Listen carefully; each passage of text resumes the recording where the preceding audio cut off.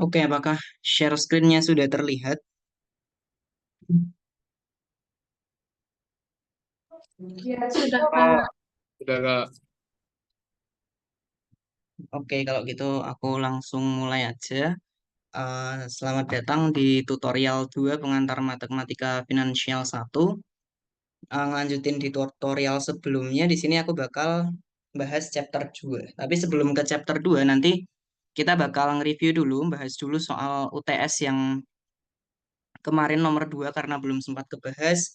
Baru nanti kita masuk ke chapter 2 itu tentang solution of problems in interest. Terus nanti kita ada latihan-latihan sama bahas UTS nomor 3 aja nanti. Oke, langsung aja kita masuk ke pembahasannya.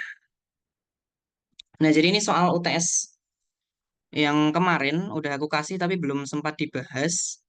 Mungkin barangkali teman-teman ada yang udah nyoba dan udah ngerjain bisa share jawabannya di kolom chat atau mungkin langsung on mic aja barangkali ada yang udah ngerjain. Mungkin aku tunggu aja kayak 1 menit gitu barangkali ada yang udah nemu jawabannya.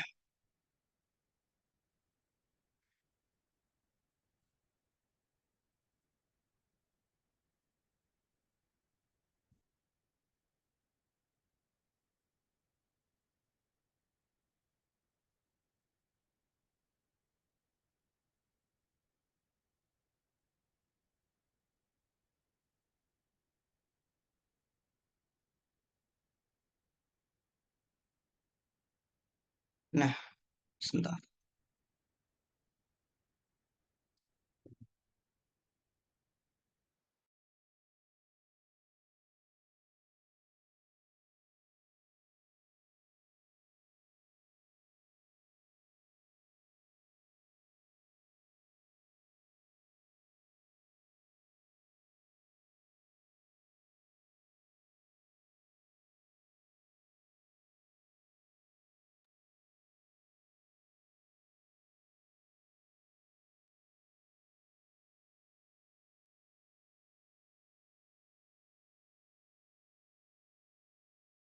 Oke, kalau gitu mungkin aku langsung bahas aja. Jadi di sini ada efektif interest rate untuk 1/5 tahun itu 2%. Nah, tentukan nominal interest rate yang compounded setiap 6 tahun. Nah, mungkin biar enak kita tulis dulu di sini diketahuinya apa. Jadi di sini misal kita tulis aja J gitu. Sorry, J di sini misalnya sama dengan aduh, misal di sini J itu sama dengan I5 per, aduh kok jelek banget ya, bentar.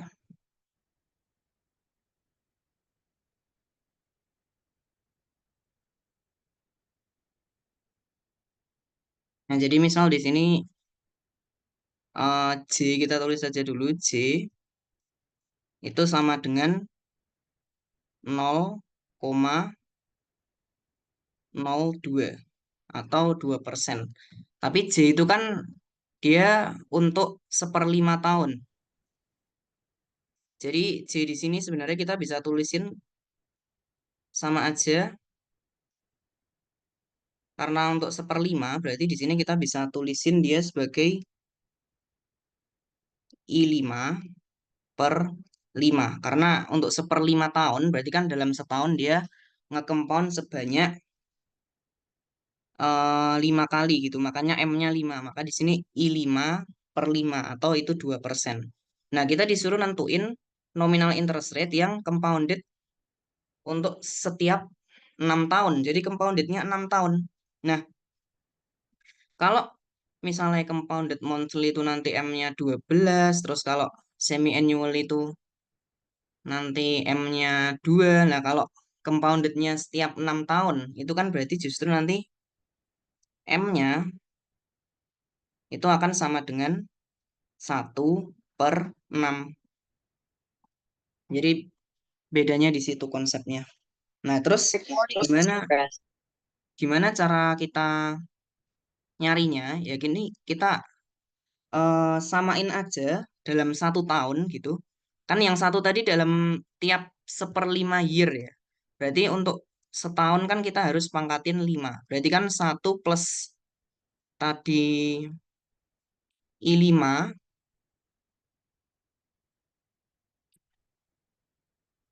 per 5 dipangkatin 5 untuk setahun. Nah, itu nanti akan sama dengan 1 plus.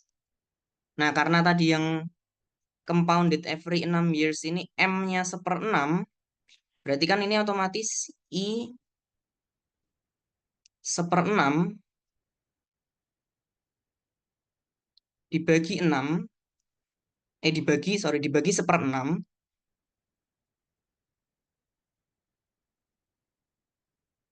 pangkatnya juga seperenam. Jadi nggak perlu dikali T karena cuma untuk setahun aja. Nah, tadi kan kita tahu kalau I5 per 5 itu 0,02. Berarti 1 plus I5 per 5 kan jadi 1,02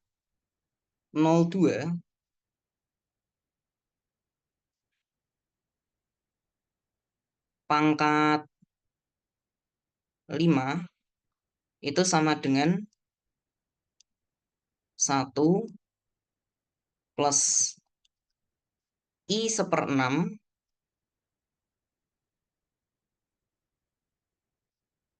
bagi seperenam, atau nanti bisa juga sama aja dikali 6 pangkat seperenam.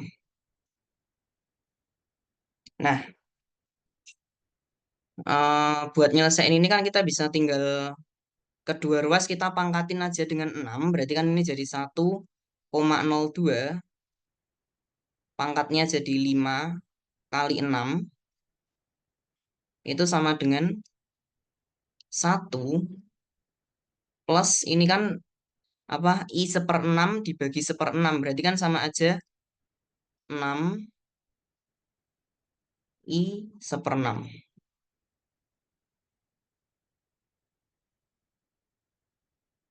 Nah, pangkatnya jadi 1 karena kedua ruas kita pangkatin sama 6. Nah, berarti kan di sini 1,2, 1,02 pangkat 30 itu akan sama dengan 1 plus 6 I seperenam.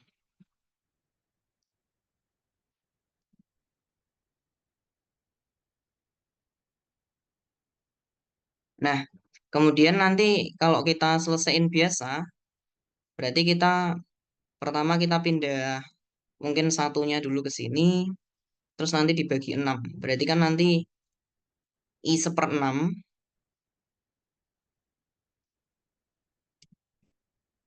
itu kan akan sama dengan 1,02 pangkat 30 dikurangi 1 dibagi 6.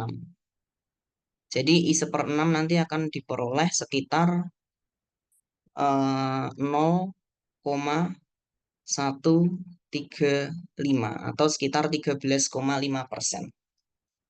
Nah, I seperenam itu ya bunga nominal yang compounded every 6 years. Makanya M-nya seperenam. Karena dia karena kalau dia compounded every 6 years berarti kan dalam setahun kan berarti dia compoundednya seperenam. Maka nanti kita peroleh di akhir I seperenam itu sama aja 0,135 atau 13,5%. Gitu. Mungkin untuk soal ini ada yang ditanyain.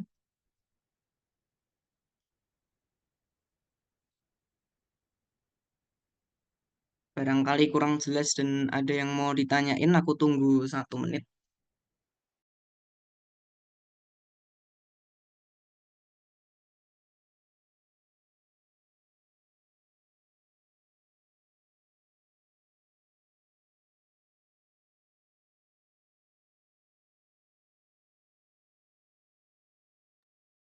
Oh, permisi Kak, mau tanya. Itu itu aku mau tanya tulisannya itu yang J sama dengan I5 itu bawahnya dibagi dua atau berapa itu? Oh, itu dibagi 5. Karena dia compoundednya kan untuk Satu apa, koma dia lima years. bunga untuk seper 5 tahun. Makanya dibagi 5 karena Oke. dia setahun bakal compound 5 kali, makanya M-nya 5 gitu. Sorry kurang jelas tulisannya.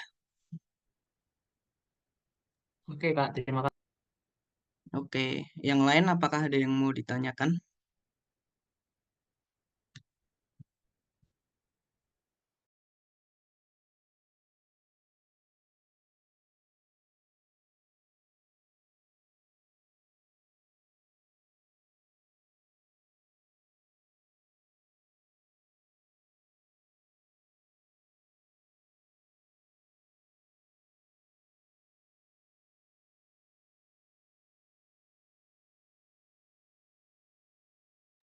Oke, karena nggak ada yang nanya, ini aku lanjut aja.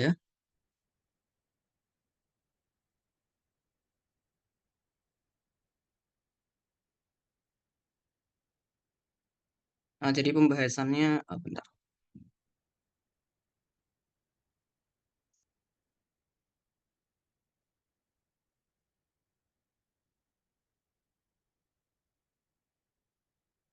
Oke, yang buat pembahasan ini udah aku tulis juga di slide selanjutnya, jadi nanti teman-teman bisa baca aja.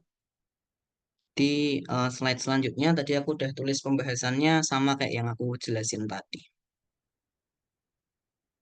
Nah, karena soal yang tadi udah kita bahas, sekarang kita lanjut aja ke chapter 2. Kita kemarin udah bahas chapter 1, kita sekarang bakal bahas chapter 2 itu tentang solution of problems in interest. Jadi ini kayak aplikasi dari chapter 1, di mana chapter 1 tuh kita udah tahu tentang basic-basic tentang interest, terus amount function, accumulation function, dan lain-lain. Terus present value. Nah, itu semuanya kita bakal terapin di bab 2 ini. Karena di sini ada berbagai permasalahan terkait interest. Kita langsung masuk aja. Nah, yang pertama tuh ada equations of value. Jadi ini tuh prinsip bahwa nilai uang di waktu tertentu tuh tergantung dari waktu yang berlalu sejak uangnya itu dibayarin di masa lalu. Atau tergantung juga pada waktu yang akan berlalu di masa depan sebelum uang itu dibayarkan. Nah, mungkin intinya biar gampang, nilai uang di waktu yang berbeda itu akan beda juga. Misalnya kayak ini di sini contohnya yang gampang, misal uang $400 di T sama dengan 1 sama uang $400 di waktu kedua misal atau T sama dengan 2 itu kan nilainya berbeda kalau misalnya kita bawa ke present value atau future value. Ataupun kita bawa ke misalnya yang 400 di T sama dengan 2 ini kayak kita bawa ke T sama dengan 1 kan pasti nilainya nggak 400. Jadi mereka berbeda. Mungkin kalau kita coba hitung misalnya,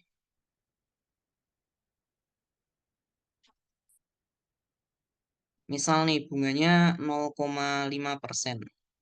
Sorry, misal bunganya biar enak 5% aja deh.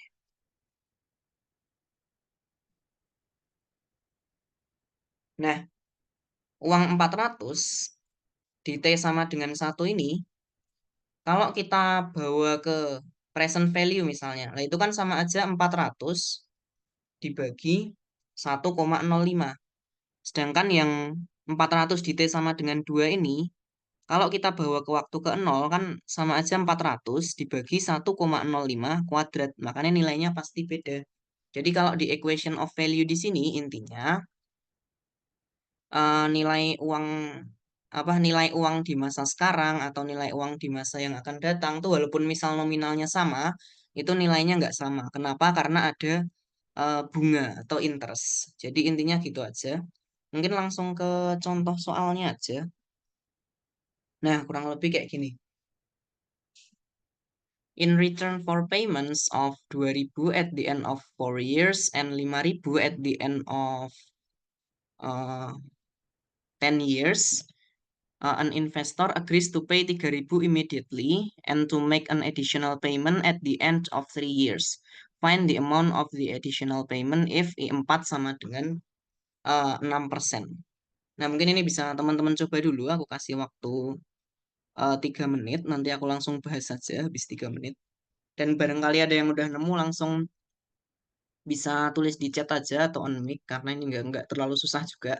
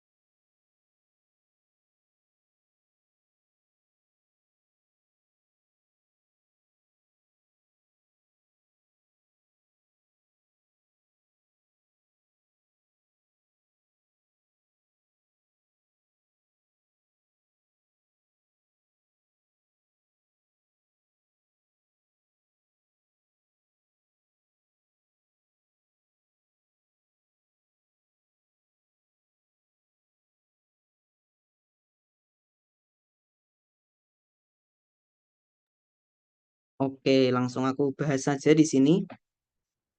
Jadi yang paling penting di sini kita gambar. Oh, ada yang jawab. Oke, kita coba hitung aja dulu. Jadi di sini kan ada 2000 at the end of 4 years. Kita gambar aja. Ini ada 0, ada 4. Nah, 2000 at the end of 4 years. Berarti kan di sini 2000. Terus 5000 at the end of 10 years. Berarti di sini ada 5000. Nah, an investor. Oh, jadi sebagai pengembalian dari pembayaran 2000 di akhir tahun keempat sama 5000 di tahun ke-10 ini. Nah, seorang investor tuh dia bakal bayar 3000 segera sama satu pembayaran tambahan. 3000 segera bisa kita tulisin 3000 di waktu ke-0 sama eh, satu pembayaran tambahan di akhir tahun ketiga. Jadi yang 2000 dan 5000 ini setara sama 3000 sama satu pembayaran tambahan ini. Nah, I4 diketahui di sini 0,06. Berarti nanti kita bisa tulisin buat tahu bunganya langsung aja itu J sama dengan I4 per 4 sama aja 0,015. Biar kita langsung tahu bunga efektif buat eh, tiap kuarternya.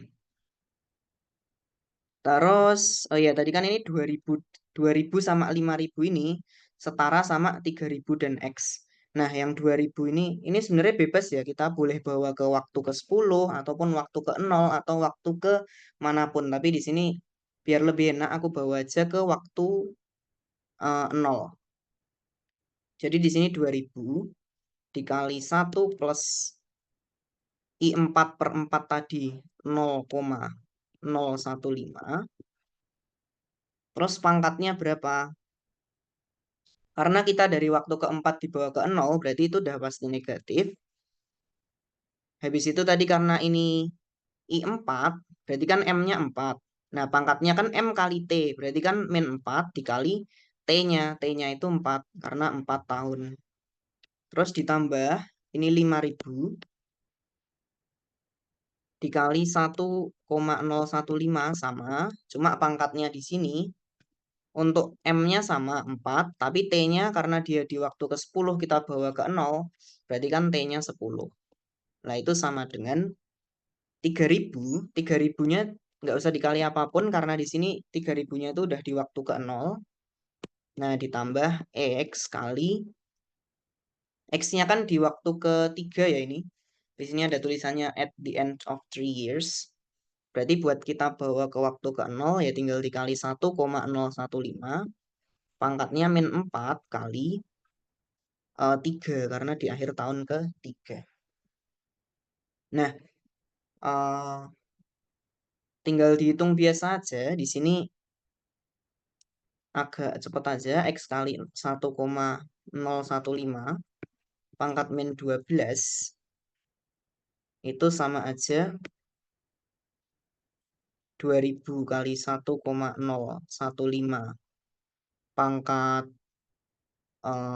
min 16 ditambah 5000 kali 1,015 pangkat min 40 terus dikurangi sama 3000. Ini cuma hitungan biasa.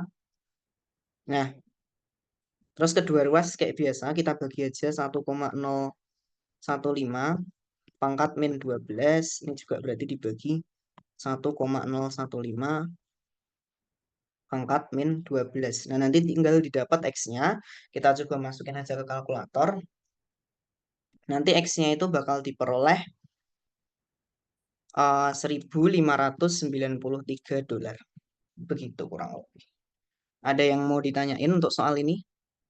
Ini cuma bawa ke present value aja. Terus nanti kita nemu apa additional payment atau satu pembayaran tambahan tuh berapa biar mereka tuh present value-nya sama. Intinya mereka nilainya sama. Nggak benar-benar harus dibawa ke present value, boleh aja dibawa ke waktu ke-10 atau mungkin di waktu keberapa pun juga sama aja. Nanti kita peroleh X-nya tetap 1593. Mungkin ada yang mau ditanyain terkait soal ini, silakan.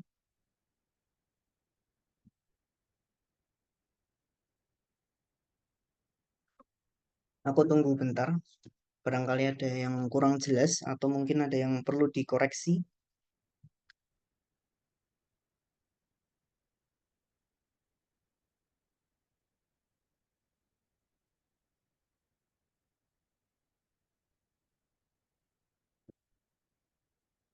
Kalau nggak ada, aku langsung lanjut ke bagian yang berikutnya aja. Jadi di sini tentang unknown time. Jadi kalau unknown time itu dia periode investasi atau T-nya itu nggak diketahui. Biasanya kan kalau di soal-soal sebelumnya kan T selalu diketahui, misal 10 tahun, 3 tahun, 4 tahun. Nah, kalau yang permasalahan unknown time ini adalah T-nya yang nggak diketahui. Nah, gimana cara nyari T-nya? Itu ada dua cara, yaitu yang pertama method of equated time. Di sini misal uangnya itu, misal kita kayak bayar beberapa kali ya. Misal kita bayar 1000, 2000, 3000. Nah, itu kita tulisin S1, S2 sampai SN yang masing-masing dibayarin di waktu ke T1, T2 sampai TN. Misal kita bayar 1000 di waktu ke 1, terus kita bayar 2000 di waktu kedua, 3000 di waktu ketiga, dan seterusnya.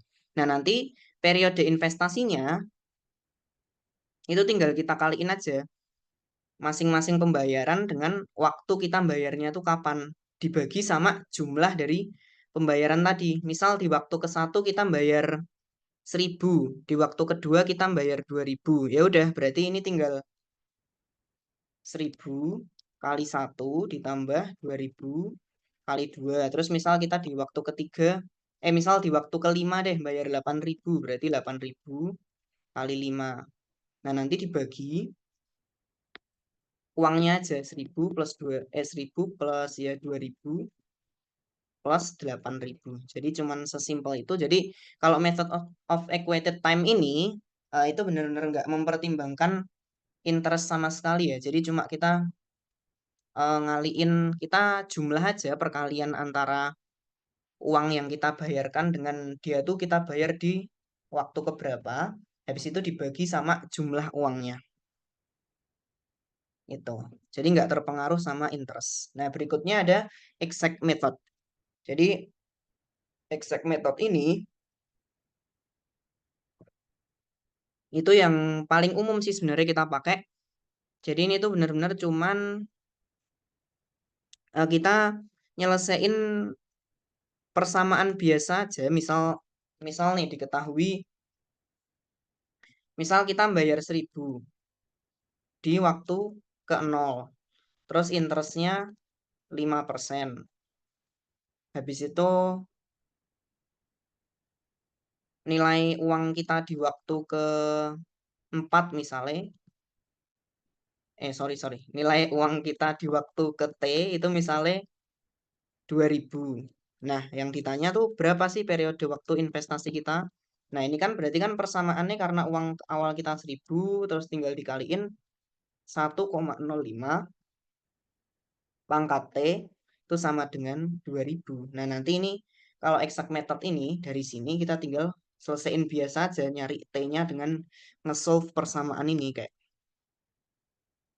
1,05 pangkat T itu sama dengan 2000 per 1000 atau 2. Nah, nanti tinggal T-nya itu bisa pakai logaritma kayak ln 2 dibagi ln 1,05 gitu. Jadi kalau yang equated time tadi kita pakai rumus, yang exact method ini cuman kita kayak nyari biasa sesuai persamaannya. Nah, persamaannya tuh biasanya kita dapat persamaannya tuh dengan bawa semua pembayaran tuh ke waktu ke 0.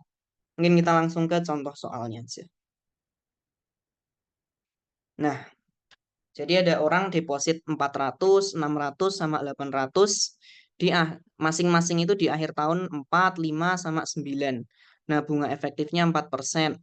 Terus kita suruh nyari nih, pakai method of equated time sama exact method yang tadi, tentukan tuh di mana titik atau waktu di mana pembayaran tadi tuh setara dengan 1.800 gitu. Nah, kita langsung bahas aja buat soal yang ini. Yang pertama yang gampang dulu kita pakai equated time.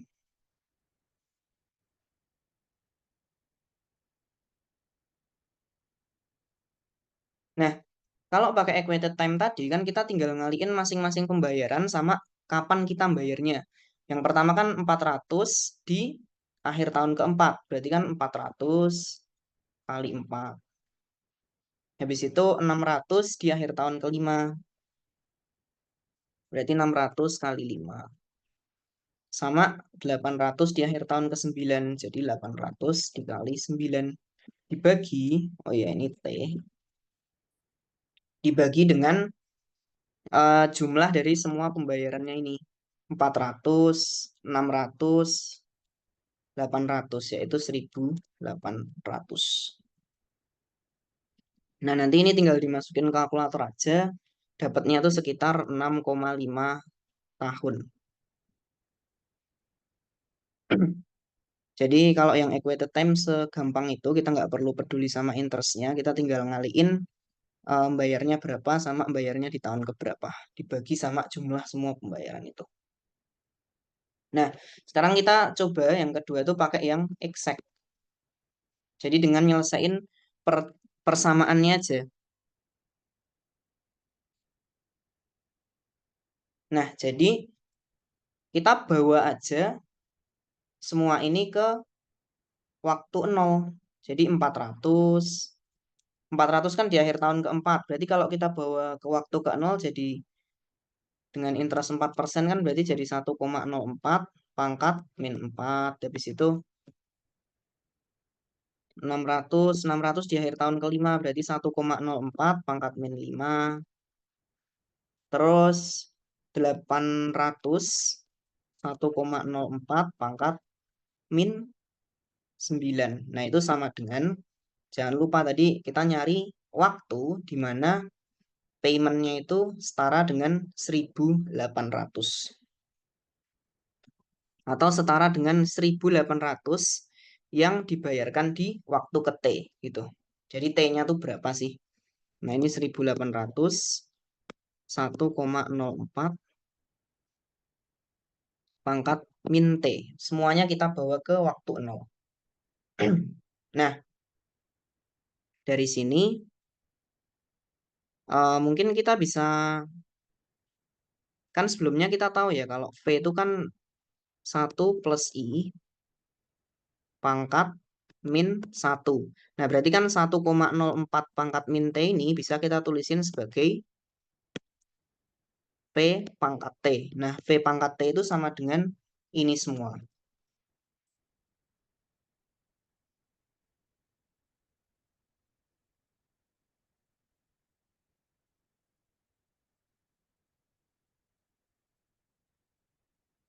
Nah, kan kita pengen nyari T-nya.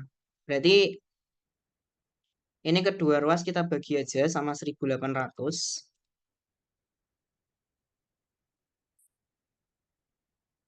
Nanti di sini kita peroleh V pangkat T-nya tuh ini.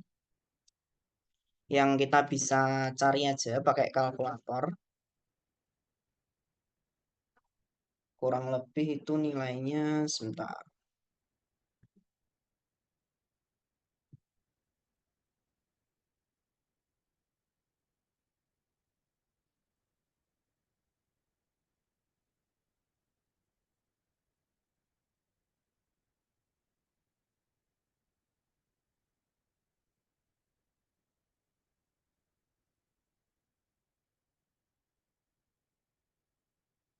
Nah, itu nilainya sekitar P pangkat T-nya itu sama dengan 0,7769192. Nah, ini kan V pangkat T. Padahal kita balikin aja. P pangkat T kan berarti 1/1,04 pangkat T.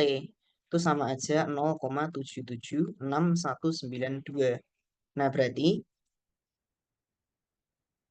1,04 pangkat T itu kan sama dengan 1/0,7769192. Nah, di sini kita bisa pakai eh, len atau mungkin pakai log juga boleh. Nanti T-nya itu sama aja len 1/0,7769192 dibagi dengan len 1,04. Kurang lebih gitu. Nah, ini kalau dihitung hasilnya nanti akan sama dengan, nanti kita peroleh T-nya sama dengan 6,459 tahun. Jadi dengan equated time maupun exact method ini hasilnya hampir mirip. Yang equated time tadi kita dapat 6,5 tahun. Yang exact ini kita dapat di 6,459 tahun. Kurang lebih begitu. Mungkin ada yang ditanyakan atau ada yang kurang paham terkait soal ini. Atau mungkin ini kalau agak kecepatan itu len 1,04 pangkat T sama aja len 1/0,77. Nah, nanti T-nya ini turun sama dengan len 1,1/0,77 dibagi len 1,04. Jadi sama aja. Mungkin ada yang ditanyain terkait soal yang ini tentang unknown time.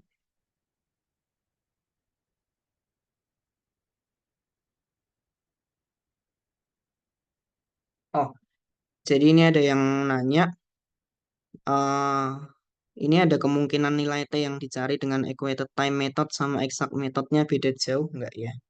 Kalau iya dan nggak ada ketentuan dari soal, lebih baik pakai yang exact time atau gimana? Nah, jadi kalau apa nilai T yang kita cari dengan dua metode ini tuh kemungkinan emang bisa aja di kasus tertentu bakal beda jauh karena emang metodenya beda dan yang equated time ini sama sekali nggak mempertimbangkan interest. Jadi bener emang ada kemungkinan bahwa dia itu bakal beda jauh. Nah, gimana kalau nggak ada ketentuan dari soal? Nah, kalau nggak ada ketentuan dari soal, kalian bisa langsung cari aja pakai yang exact time. Jadi itu yang cara yang paling umum. Kecuali kalau nanti di soal disuruh pakai equated time, baru kalian pakai. Tapi kalau nggak ada instruksi khusus dari soal, kalian bisa langsung aja pakai yang exact time gitu. Apakah menjawab?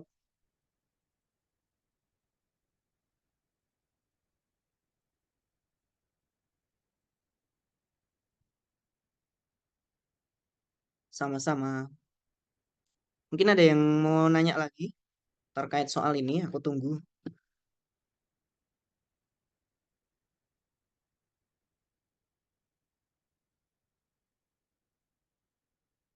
Nah, kalau nggak ada, kita langsung lanjut aja ke exercise yang berikutnya. Ini ada satu lagi.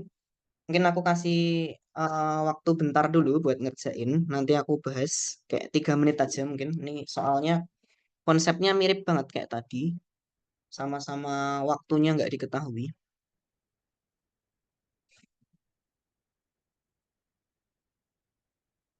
Mungkin aku tunggu 3 menit aja. Nanti kalau teman-teman ada yang udah bisa, boleh langsung tulis jawabannya di kolom chat. Atau boleh on mic juga. Terima kasih.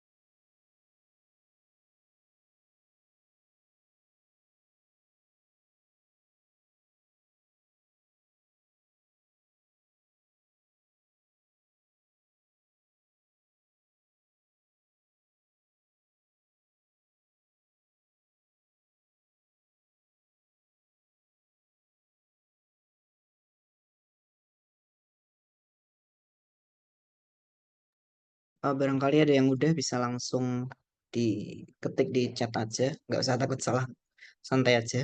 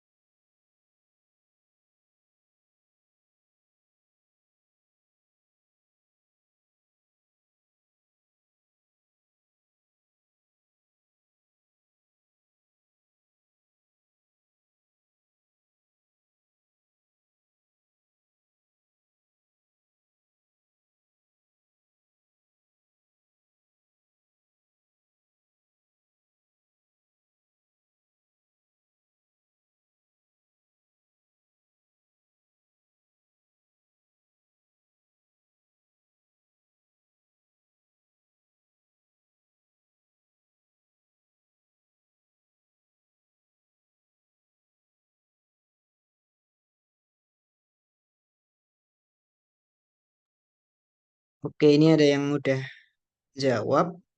Alif Rahman, jawabannya bener, keren banget, sip. Mungkin yang lain ada yang mau jawab juga,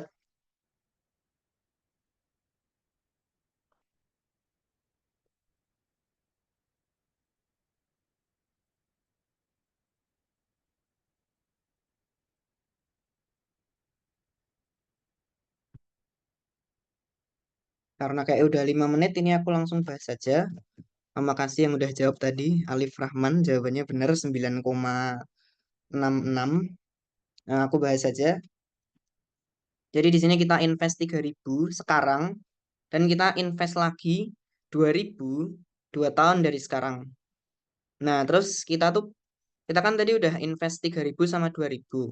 Nah, kita berencana bakal narik 5.000 dalam N tahun dan 5.000 lagi di N plus 5 tahun. Yang itu tuh bener-bener udah ngabisin uang kita.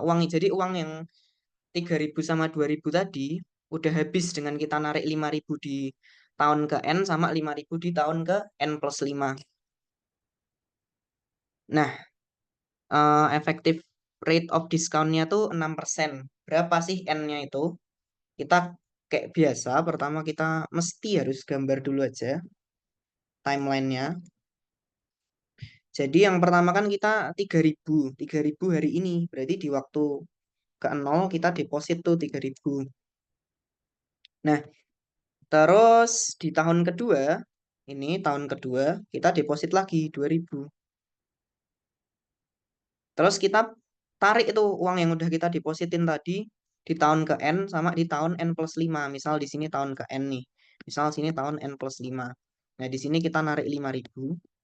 Di sini juga kita narik 5.000. Terus di sini kan diketahui effective rate of discount-nya tuh 6%. Berarti di sini D-nya itu 6%. Nah, jangan lupa kalau D sama I itu beda. Kalau D itu misal kita bawa ke present value, kalau I kan biasanya kalau kita bawa ke present value, pangkatnya negatif. Nah, kalau D itu pangkatnya positif. Jadi kebalikannya. Biar gampang kayak biasa, kita bawa ke present value aja semua. Nah, yang 3.000 ini kan udah di waktu ke nol, berarti tetap 3.000. Terus yang 2.000 karena dia di waktu kedua, berarti kan 2.000 dikali 1 - D pangkat 2. Kalau diskon pangkatnya Kalau kita bawa ke waktu sekarang, itu kalau diskon pangkatnya positif. Kalau interest tadi kan pangkatnya negatif. Sedangkan kalau misalnya kita bawa ke masa depan, misalnya kita bawa dari 0 ke 2, kalau diskon itu malah negatif. Tapi kalau bunga itu malah positif. Jadi kebalikan. Maka kalau diskon, kalau kita bawa ke nilai sekarang, itu pangkatnya positif. Nah, ini sama dengan 5.000 kali 1 min D. Karena ini dia di waktu ke N, kita bawa ke 0, berarti kan pangkatnya N, ditambah 5.000 kali 1 min D. Dia di tahun N+5, berarti pangkatnya N+5. Gitu. Nah, ini kan 1 min D biar lebih simpel. 1 min D kan 1 dikurangi 0,06, atau langsung nanti kita tulis 0,94 gitu aja. Berarti kan 3.000 ditambah 2.000 kali 0,94 kuadrat itu sama aja 5.000 kali 0,94 pangkat N ditambah 5.000 kali 0,94 pangkat N+5. Nah, yang bagian sini nih, yang ruas kanan ini, itu kan bisa kita ubah bentuknya jadi 5.000 kali 0,94 pangkat N.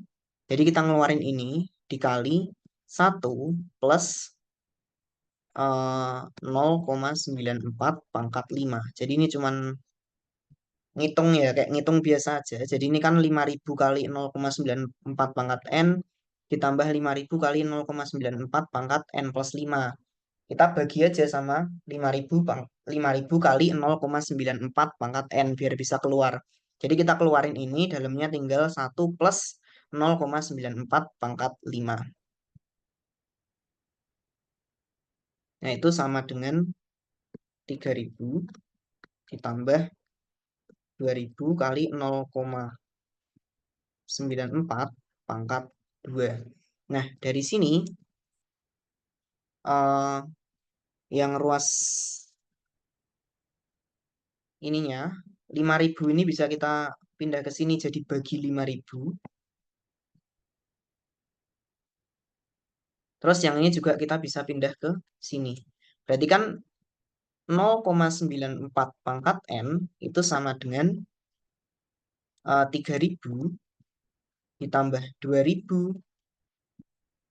kali 0,94 kuadrat dibagi 5.000 kali 1 plus 0,94 pangkat 5 gitu. Nah, kita selesaiin aja. 0,94 pangkat N itu kan sama aja yang ini 3.000 tambah 2.000 kali 0,94 kuadrat dibagi 5.000 kali 1 plus 0,94 pangkat 5. Sorry, ini pangkatnya untuk 0,94 aja. Nah,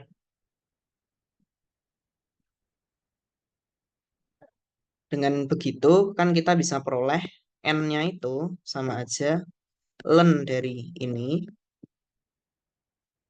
Kayak tadi, untuk yang nyari waktu ini sebenarnya kita banyakan pakai ln atau pakai log normal, atau mungkin pakai logaritma biasa juga boleh. 0,94 kuadrat dibagi 5.000 kali 1 plus 0,94 pangkat 5. Dibagi sama ln 0,94. Nanti diperoleh N-nya itu 9,66 tahun. Gitu. Mungkin ada yang ditanyain dari soal ini? Atau ada yang kurang jelas? Boleh ditanyain lewat chat atau on mic langsung juga boleh. Kak, Oke, gimana? kalau misalnya itu diskonnya kita buat jadi interest boleh? Boleh, nanti tinggal pakai hubungannya dia aja. Kan kalau nggak salah D itu sama aja I per Dapat. 1 plus I ya. Itu Oh juga iya, boleh. iya. Kak, Boleh ya? Kak izin tanya lagi. Oke. Eh, saya juga tadi ngitungnya diskonnya tuh diubah dulu ke interest, tapi hasilnya beda Kak. Kok saya hitung 10,35 setelah pembulatan. Oh, beda ya hasilnya. Harusnya sama atau beda? Iya, iya beda hasilnya. Kalau harusnya itu sama, tapi kalau beda, kurang tahu aku. Harusnya itu sama karena ngubahnya gini kan, D sama dengan satu I per satu plus I ya kan? Iya, dia sama dengan I per 1 plus I. Nanti ketemunya kok saya interestnya 0,06. 0,06. Nah, interestnya 0,06. Iya, itu tapi di belakangnya masih ada, tapi saya bulatkan. Hasilnya itu 0,0638298. Oh, em, soalnya ini, kalau misalnya ngerjain PMF itu kalau belum di, apa namanya, belum sampai hasil akhir itu sebaiknya jangan dibuletin soalnya nanti hasilnya bakal jadi beda. Walaupun Oke, cuman komanya terima kecil kasih Kak. nanti tetap bakal beda. Jadi kalau misalnya ngerjain ini, kalau belum hasil akhir, kalau bisa jangan dibuletin gitu. Sama misalnya boleh kalau mau diskonnya tuh diubah ke interest, tapi itu tadi yang pertama jangan dibuletin. Soalnya nanti koma sedikit aja bakal hasilnya beda gitu. Tapi kalau mungkin tadi kamu nggak buletin, harusnya nanti hasilnya sama. Tapi ya lebih enak eh, kalau ngerjain soal yang gini nggak usah diubah ke interest. Tapi kalau mau diubah nggak apa-apa, cuman usahain jangan dibuletin karena nek di PMF tuh eh, buletinnya kalau udah di hasil akhir aja. Jadi kalau belum ketemu hasil akhir sebaiknya jangan dibuletin dulu gitu. Apakah menjawab? Oke, makasih Kak. Sama-sama. Mungkin ada yang lain yang mau tanya?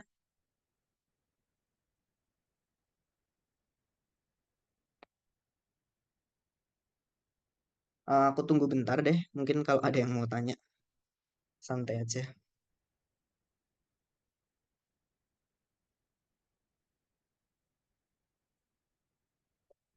Oke, kalau gitu aku langsung lanjut aja. Nah, tadi kan sebelumnya udah ada unknown time yang waktunya tuh nggak diketahui. Nah, kalau unknown rate of interest ini, itu bunganya nih yang nggak diketahui. Nah, kalau bunganya nggak diketahui itu gimana? Ya kita bisa nyari bunganya tuh dengan bawa semua payment tuh ke present value atau future value. Kalau misalnya ada banyak, nanti bisa dibentuk jadi persamaan polinomial. Nah, misalnya kayak tadi nih, atau misal contoh aja 100 gitu dikali, kan bunganya nggak diketahui nih. 1 plus I pangkat min 1 misalnya. Terus 200 pangkat 1 plus I pangkat min 2 sama dengan 300 kali 1 plus I misal. Pangkat min 1. Nah kalau kayak gini, biasanya tuh ini kan kayak persamaan kuadrat, tapi kayak bentuknya masih kurang kelihatan. Biasanya lebih enak kita substitusiin nih.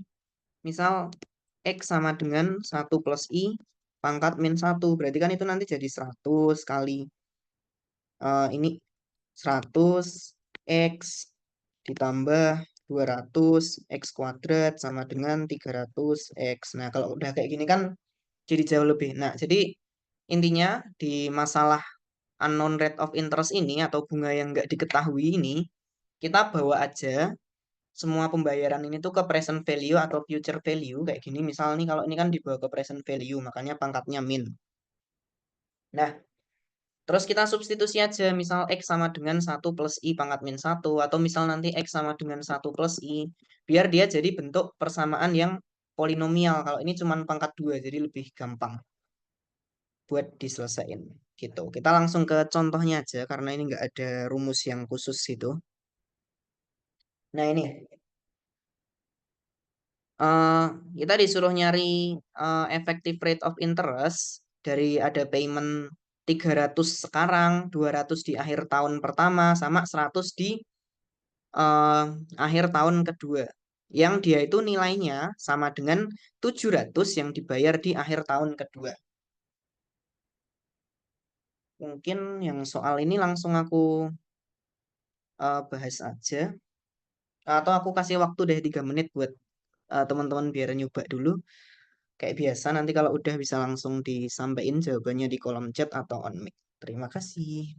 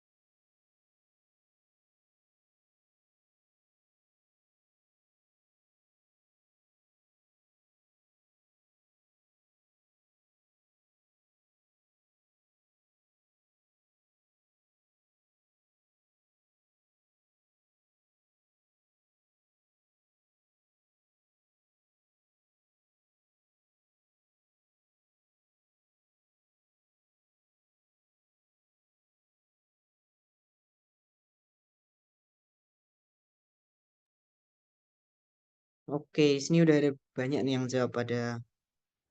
Ada Anggita, Juvan, Gian, dan jawabannya benar semua, kurang lebih 11,9 atau 12% juga boleh.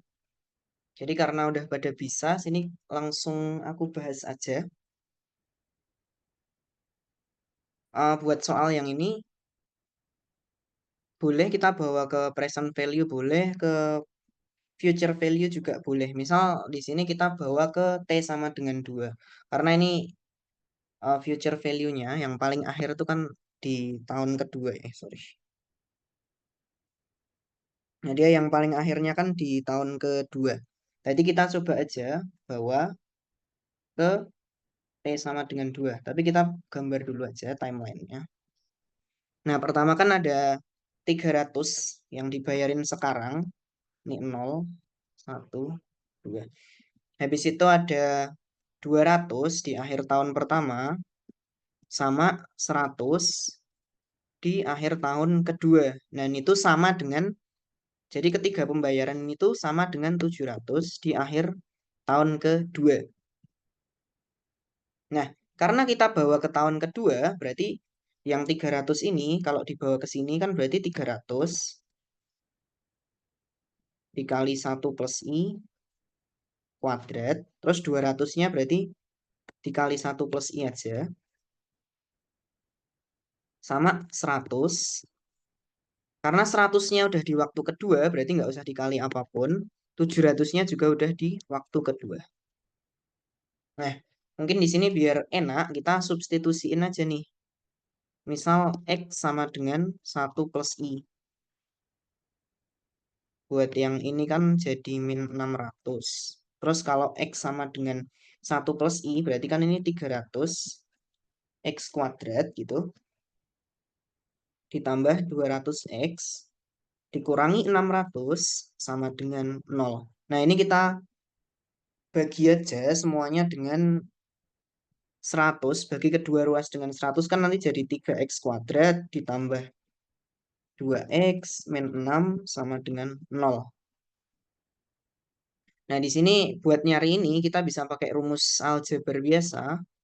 X 1,2 itu sama dengan eh, min B plus minus akar B kuadrat min 4AC per 2A. Nah, ini kalau kita masukin, itu jadi min 2 plus minus akar, di sini B kuadratnya berarti 4, dikurangi 4 kali A-nya 3, C-nya min 6.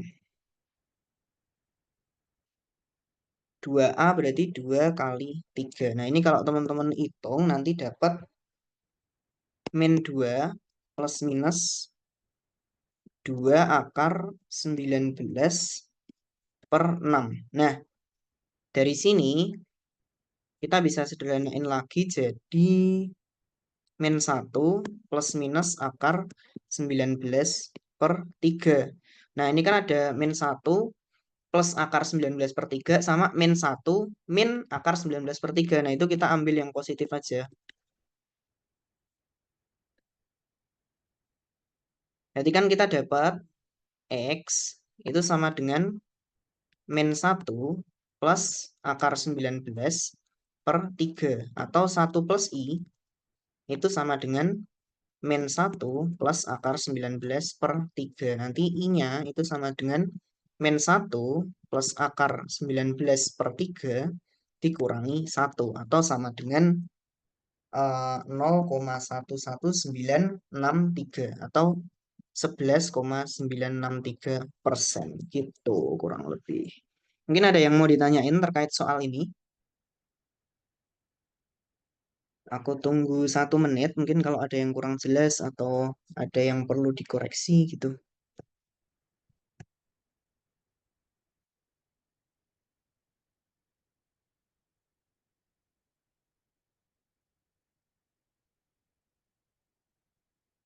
Oke, karena kayak udah paham semua nih, kita lanjut aja ke bagian yang selanjutnya.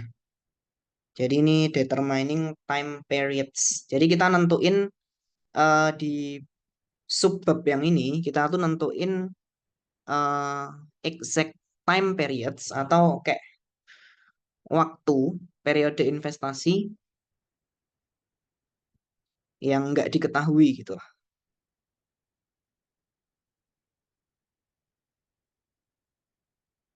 Tapi biasanya di sini kita pakai buat nyari bunga. Jadi nanti mungkin kalau kurang jelas langsung ke contoh soalnya aja. Intinya tuh di sini ada 3 metode. Yang pertama tuh exact simple interest. Itu actual per actual. Karena di sini actual per actual berarti jumlah harinya tuh sesuai dengan yang sebenarnya dan diasumsikan 1 tahun 365 hari. Misal apa ya? Kita investasi dari 1 Januari sampai misalnya 2 Februari. Nah, itu kan kalau 1 Januari sampai 2 Februari kan berarti ada 33 hari. Nah, berarti kita benar-benar pakai 33 hari, nanti dibagi sama 365 hari. Makanya ini actual per actual. Jadi yang sebenarnya dibagi yang sebenarnya kan yang asli 33 hari, terus setahun itu juga 365 hari. Nah, yang kedua ada ordinary simple interest atau 30 per 360. Nah, jadi nanti jumlah harinya di antara dua waktu atau 2 tanggal yang diketahui itu pakai rumus ini 360 kali Y2 min Y1 ditambah 30 kali M2 min M1 ditambah D2 min D1. Terus kita asumsinya setahun 360 hari. Makanya ini per 360. Nah, misalnya contoh gampangnya yang kayak tadi misalnya dari 1 Januari ke 2 sampai 2 Februari. Nah, misalnya dia di tahun, misalnya sama-sama 2024. Berarti kan ini 360 kali 2024 dikurangi 2024 karena tahunnya sama. terus ditambah 30 kali eh, bulan 2 dikurangi bulan 1. Nah, Februari kan bulan kedua, Januari bulan ke-1, berarti 2 dikurangi 1. Terus ditambah D2 min D1. Di sini kan tanggal 2, ini tanggal 1, berarti 2 min 1. Atau di sini sama aja, eh 31 per 360. Jadi berbeda dengan yang exact simple interest tadi. Ordinary simple interest tuh nyari harinya pakai rumus ini terus dibagi dengan 360. Itu buat nyari apa ya? eh bunga yang diperoleh lah. Nanti ada ke contoh soalnya aja. Terus yang ketiga ada Banker's Rule, actual per 360. Jadi jumlah harinya sesuai kondisi sebenarnya, tapi diasumsiinnya setahun 360 hari. Jadi jumlah hari sesuai kondisi sebenarnya. Misalnya 1 Januari sampai 2 Februari kan yang asli tadi 33 hari ya. Berarti 33 dibagi 360. Jadi bedanya 3 ini, kalau misalnya untuk satu case yang sama tadi 1 Januari sampai 2 Februari. Nah, kalau pakai exact simple interest itu nanti 33 per 365. Kalau pakai ordinary itu 31 per 360. Kalau pakai Banker's Rule itu 33 per 360. Mungkin kita langsung ke contoh soalnya aja biar biar kebayang. Nah, ini. Jadi uang 10.000 diinvestasikan di bulan Juli untuk bulan Juli sama Agustus. Jadi bisa kita bilang itu dari 1 Juli sampai 31 Agustus. Dengan 6%, tapi jangan lupa ini simple interest. Nah, yang pengen kita cari adalah amount of interest earned dengan 3 metode tadi atau 3 asumsi tadi. Yang pertama exact simple interest, terus ordinary simple interest sama the banker's rule. Mungkin teman-teman bisa coba dulu, aku kasih waktu 3 menit. Caranya buat nentuinnya persis kayak ini tadi, ada 3 metode. Exact simple interest, ordinary, sama banker's rule. Dan jangan lupa sebagai catatan, yang di sini tuh yang dicari adalah amount of interest earned. Jadi bukan bukan eh, bukan bukan nilai akumulasi, tapi cuman bunga yang didapat aja. Dan di sini simple interest. Nah kan kalau nilai akumulasi buat yang simple interest kan K dikali 1 plus IT. Atau sama aja K ditambah K dikali IT. Jadi kalau accumulation nilai akumulasi kan ini atau ini. Nah, kalau bunga yang diperoleh atau interest earned itu ya cuman ininya doang. Jadi cuman K dikali interestnya terus dikali waktunya. Nah, gimana cara nentuin waktunya tadi? Ya kita pakai 3 asumsi tadi ini. Ada yang exact simple interest, ordinary simple interest, sama banker's rule. Mungkin teman-teman bisa coba dulu, aku kasih waktu 3 menit. Ini soalnya gampang, tinggal pakai cara yang barusan aku kasih aja. Sama persis kayak gitu, dan yang dicari adalah amount of interest earned, bukan nilai akumulasi. Jadi cuma bunga yang diperoleh aja. Gitu, mungkin teman-teman bisa coba dulu. Aku kasih waktu 3 menit, berarti sampai 20.22. Oke, nanti yang udah bisa langsung chat aja. Makasih.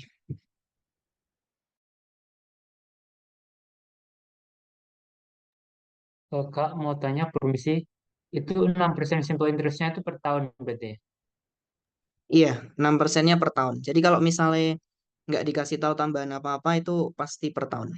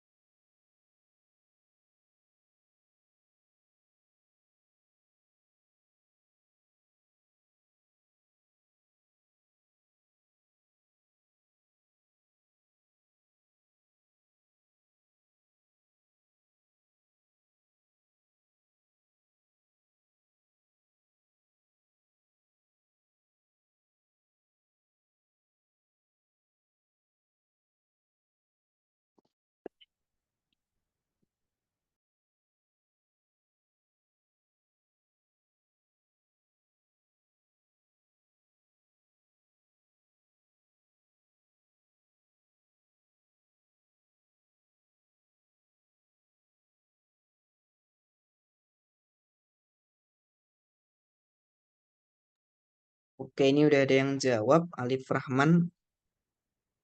Dan jawabannya benar semua. Mantap, keren banget. Ditunggu jawaban teman-teman yang lain. Semangat.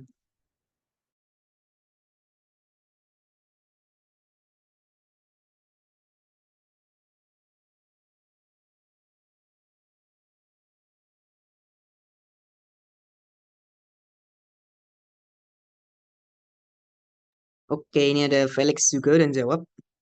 Yang A sama B benar, tapi yang C-nya agak agak kurang tepat. Makasih udah jawab. Ditunggu jawaban teman-teman lainnya.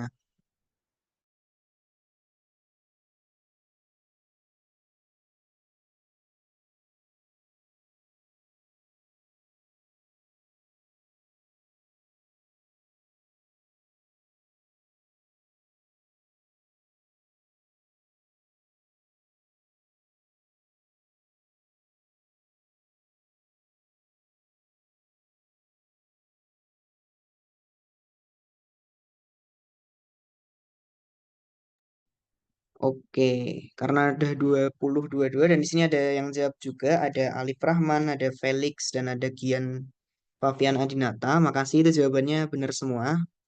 Keren banget. Dan di sini aku langsung bahas aja ya.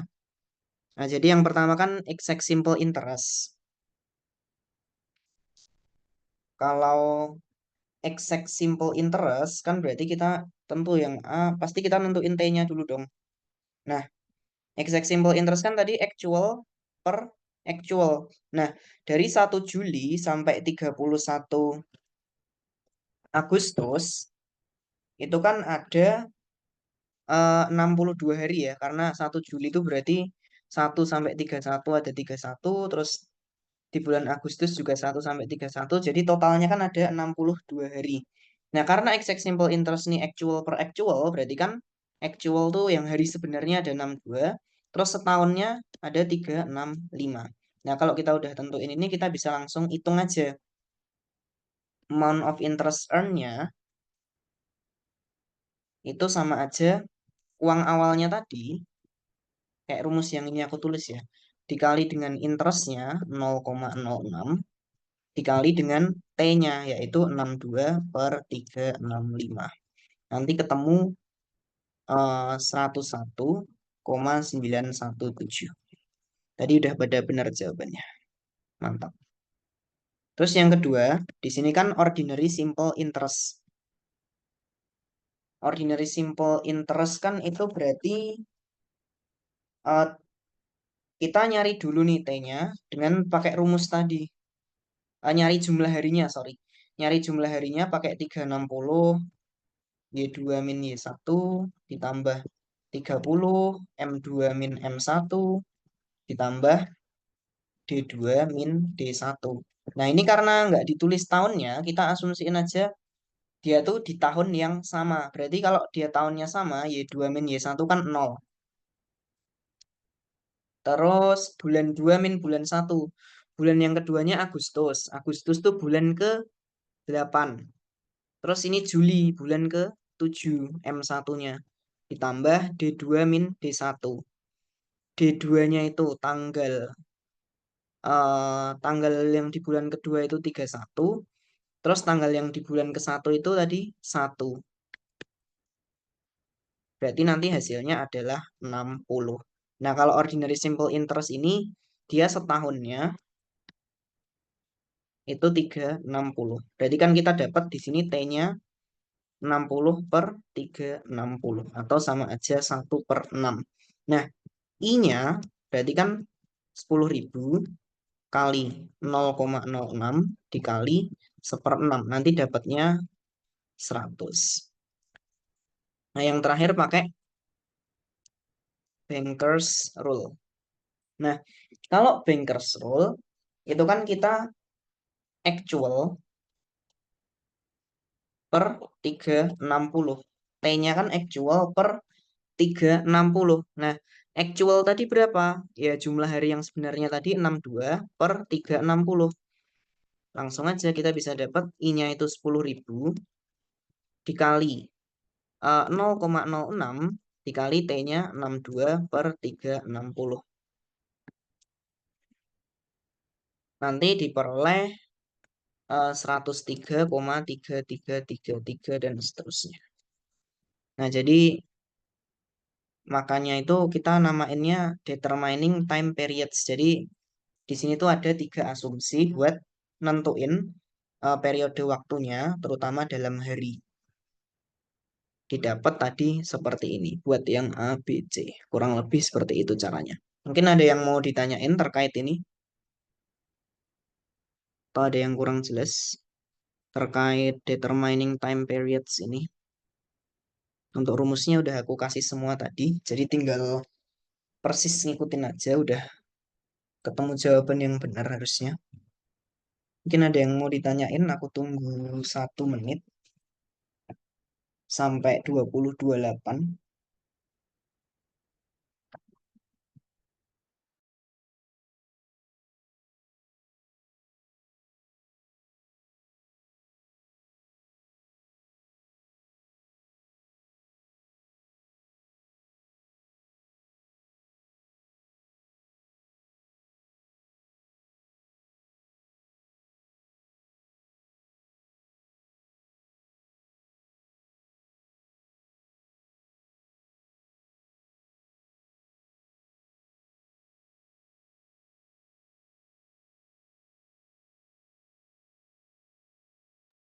Oke, karena udah 20.28, sini aku langsung lanjut aja. Kayaknya untuk chapter 2 ini materinya cukup sampai di situ aja, udah selesai. Jadi cuman tadi ada beberapa, ada determining time periods, unknown rate of interest, terus ada unknown time, sama tadi equations of value. Jadi untuk chapter 2 kurang lebih materinya emang singkat. Cuma itu aja. Karena materinya udah selesai, kita langsung ke soal UTS di tahun lalu yang berkaitan sama chapter 2. Jadi itu ternyata cuman nomor 3 aja. Karena ternyata soal UTS di nomor 4 dan seterusnya itu udah masuk ke bab 3. Jadi kali ini kita akan bahas soal UTS yang nomor 3 aja gitu. Nah, soalnya kurang lebih kayak gini. An investor puts 1.000 into fund X and 1.000 into fund Y. Fund Y earns compound interest at annual rate of J lebih dari 0.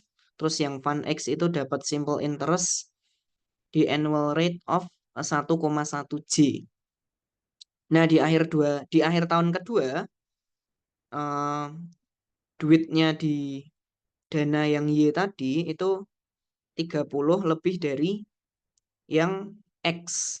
Nah, setelah 5 tahun,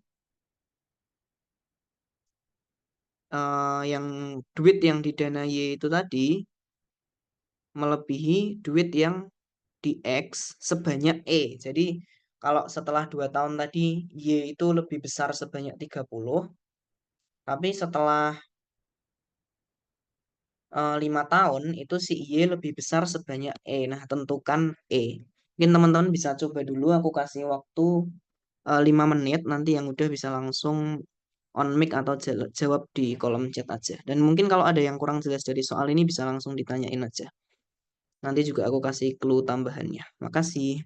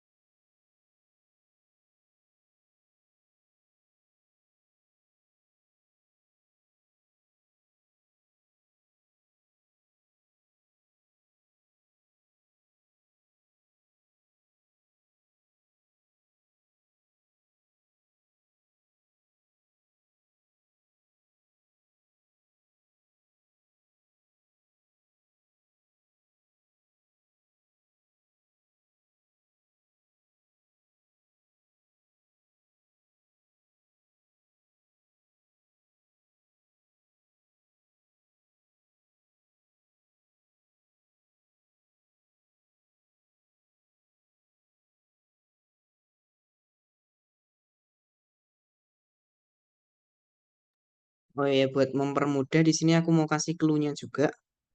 Buat soalnya udah aku kirim foto soalnya ini di grup, jadi bisa aku tampilin buat clue-nya untuk ngerjain soal ini biar lebih mudah.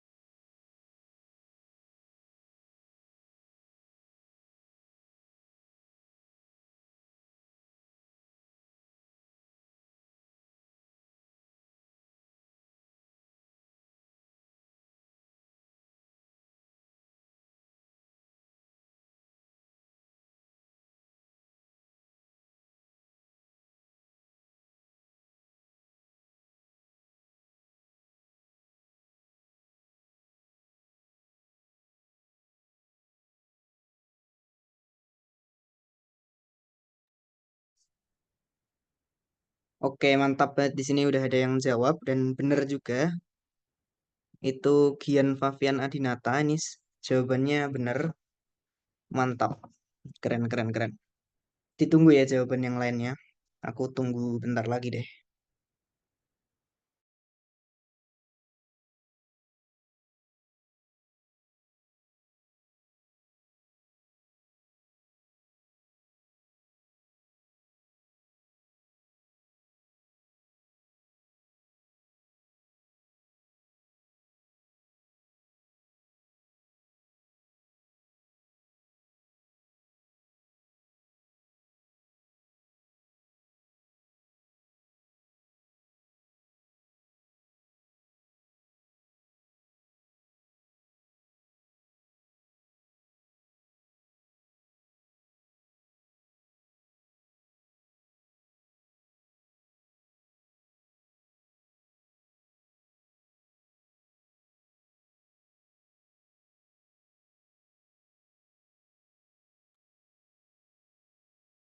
Oke, karena udah 5 menit di sini aku langsung bahas aja. Makasih banget tadi Gian Fabian Adinata udah jawab dan jawabannya bener lagi.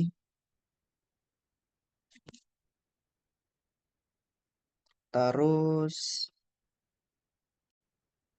oh iya, jadi kan tadi diketahui kalau dana awal yang buat X itu, dana awal buat fund X itu, atau AX0 deh, ini, sorry. Dana awal buat yang X atau AX0, jadi ini fund X, ini fund Y. Nah, yang buat AX0 itu kan 1000. Terus AY0 itu juga 1000. Jadi masing-masing dana awalnya di waktu ke 0 itu 1000. Habis itu bunga untuk yang Fund Y itu bunga untuk Fund Y itu sebesar J dan bunga untuk Fund X itu sebesar 1,1 dari J. Nah, terus eh, juga diketahui tadi di soal kalau di waktu kedua itu nilai akumulasi di tahun kedua itu akumulasi yang dana Y itu lebih dari X sebesar 30. Jadi lebihnya itu 30.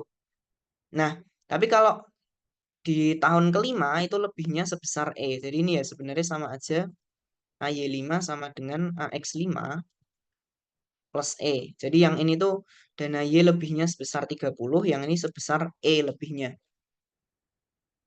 Jadi ini clue-nya kurang lebih seperti itu. Nah, dari sini kita bisa lanjut Kan tadi di akhir tahun kedua, akumulasi dari dana yang Y itu lebih sebesar 30 dibanding yang X. Berarti kita tulis ini nih. Nah, karena yang Y itu bunganya sebesar J, berarti kan kita bisa masukin aja akumulasi dana Y di tahun kedua kan 1000 kali 1 plus J pangkat 2. Nah, sedangkan yang akumulasi dana X ini 1000 dikali 1 plus 1,1 J dikali 2. Karena yang apa? Yang dana Y ini compound interest, yang dana X simple interest. Makanya ini 1 plus I kali T gitu ya. I-nya 1,1 J, T-nya 2. Makanya 1 plus 1,1 J kali 2. Nah, ditambah 30 karena tadi selisihnya 30 di tahun kedua. Terus kalau kita jabarin nanti persamaannya jadi gini. Ini jadi kan 1 plus J itu 1 plus J kuadrat itu kan 1 plus 2J plus J kuadrat. Makanya kalau kita kaliin 1000 nanti jadi ini. Habis itu yang ini 1000 kali 1 1000. 1000 kali 1,1 J jadinya kali 2 juga jadi 2200 J plus 30. Nanti kita dapat persamaan kuadrat seperti ini. Tinggal kita selesaiin pakai rumus persamaan kuadrat tadi.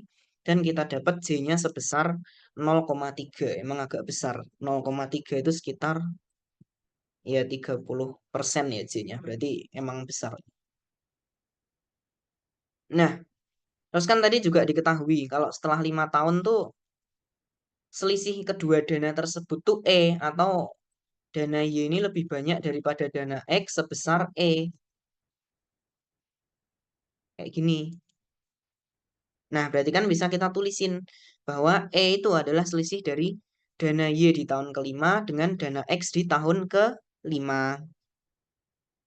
Nah, dana Y di tahun kelima tadi kan sama aja 1000 kali 1 plus J pangkat pangkat 5. Nah, J-nya kan tadi kita tahu 0,3.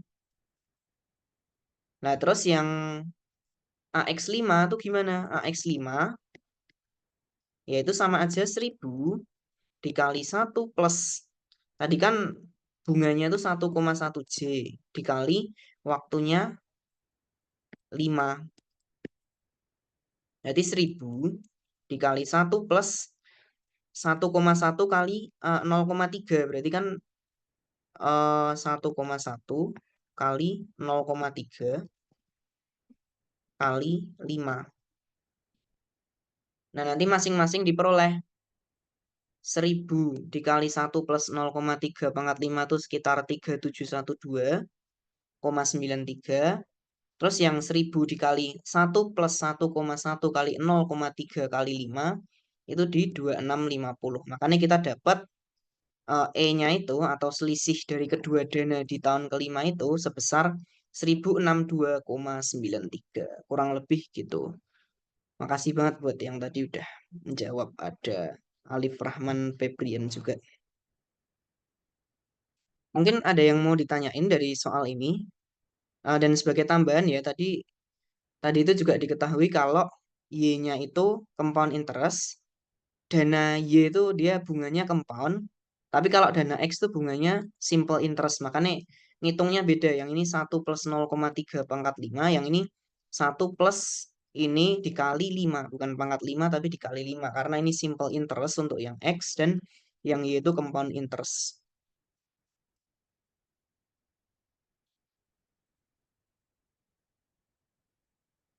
Mungkin ada yang mau ditanyain terkait soal UTS ini.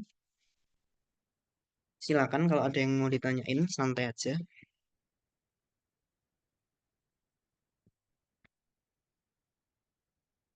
Aku tunggu 1 menit, mungkin kalau ada yang kurang jelas atau mau didiskusiin lebih lanjut.